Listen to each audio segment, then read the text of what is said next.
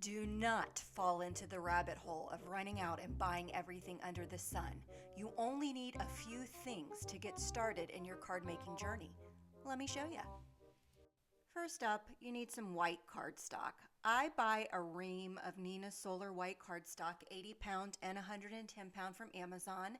But your local craft store like Michael's and Joann's and all those places have white cardstock as well. I would suggest not getting anything lighter than 80 pound for a good quality white cardstock.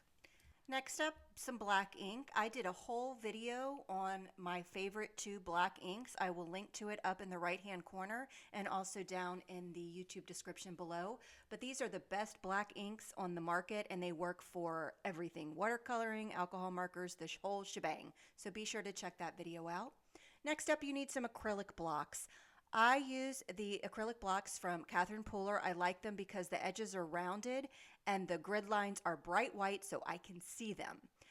But your local stores have acrylic blocks too. You know, just check that out and see what you can find. You also want a couple of stamps, maybe a couple florals, maybe a couple backgrounds, maybe a couple of sentiments. I have a lot of stamps. I'm going to purge. That's going to come up in a future video. But I organize them by background, foliage, miscellaneous, sentiments, and holidays. Backgrounds, I believe. I think I already said that, but you don't need that many. I'd say a couple of sentiments, all occasion sentiments, some fun backgrounds that you can use in creative ways, maybe florals if you're into florals, whatever floats your boat. Don't go out and buy, full releases of everything if you're just starting out. It's just not necessary. I also want to thank Skillshare for sponsoring this video. I love them. They sponsor me once a month. They are the best thing I've ever found. I actually, which is funny, I got the Airtable app after watching my friend Laura Volpez's YouTube video and didn't know how to use it. So I went into Skillshare just to see if there were any videos on it. And there were a whole bunch. So I found the one that just appealed to me and took it. So yay! Skillshare is less than $9 a month. And I do have a free coupon below. Be sure to check it out in the description so you can grab yourself a couple months of Skillshare for free. Next up, you need yourself a good pair of scissors. Go to your local craft store, go to Target, go to Walmart. I like the Tim Holtz 9-inch shears you see here. They're quite big, but grab yourself a pair of scissors, all right? Those are the basic things you need for card making. But what if you want to splurge? Well, I'm going to tell you a couple things you could get, all right, if you want to do a little splurge. The first step is a stamp positioner. I use the MISTI stamping tool, and I have a whole video dedicated to various techniques you can use with the MISTI, which I will link above in the right hand corner and also down in the description below. I just adore it. I'm able to do a bunch of different techniques, mass producing, double stamping, the whole shebang. So be sure to check that video out. Also, you can get yourself a paper trimmer. This is the one that I like. It's from Fiskars. It has a wire guide so I can see exactly where I'm cutting.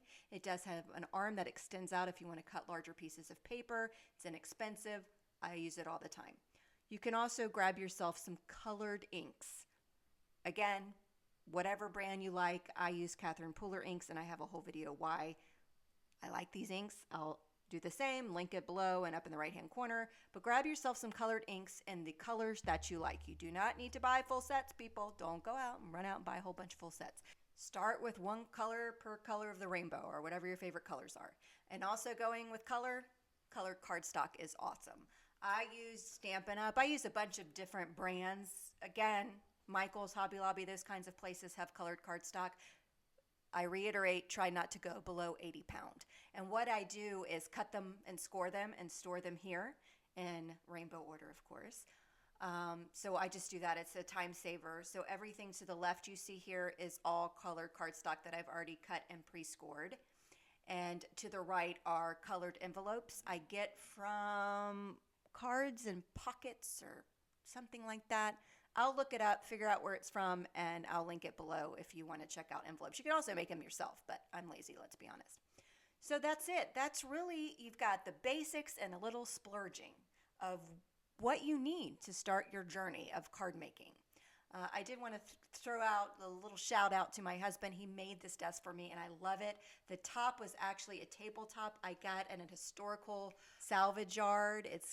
I'll show you up close in just a second. And the bookcases he made from doors. that I also got at the same salvage yard. The doors were from a Catholic school. I love the history behind these things if I can figure it out. And Sadie's looking at me and going, what? What you doing? What you doing? But let me show you a close-up of my desk. This bookcase, you know, it took a long time for my husband to build, so he doesn't appreciate it yet, but he said in 5 years he will when he forgets all the frustration it took. But I love this tabletop. It has like paint on it, and it's just, I'm moving all this junk out of the way. Please excuse me. This is my crafter math. But I just love it, and it's really firm. It's solid wood, both this and the doors. It's really heavy, but I'm so proud, and I got all the inserts and little cubbies, organizers and stuff from Target. And that's that. Anyway, so basic, here's Max. He got groomed, little taco bandana. But this is all you need to get started on your journey. I know sometimes it can be daunting, especially if you follow a lot of companies or a lot of other YouTubers and you just don't know what to do. I'm trying to get Max to shake. And then Sadie's like, here, let me do it.